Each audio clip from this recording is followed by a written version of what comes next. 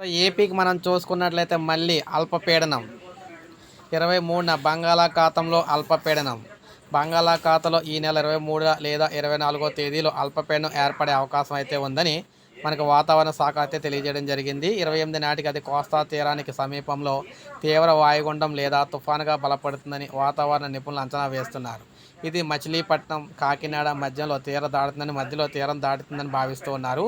దీని ప్రభావంతో ఈ నెల 20 తర్వాత రాష్ట్రంలో భారీ నుంచి అతి భారీ వర్షాలు కురిసే అవకాశం అయితే ఉందన్నమాట.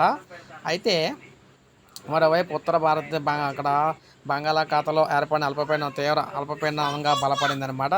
ఇది ఆదివారం నాటికి పశ్చిమ బెంగాల్ తీరంలో వాయుగుండంగా బలపడనుంది అని వాతావరణ శాఖ తెలిపింది. తీరం దాటిన తర్వాత ఈ నెల 18 నాటికి రాష్ట్రానికి సమీపంగా వచ్చే అవకాశం అయితే ఉంది. అంటే మనం ఆల్రెడీ చెప్పుకుంటున్నాం.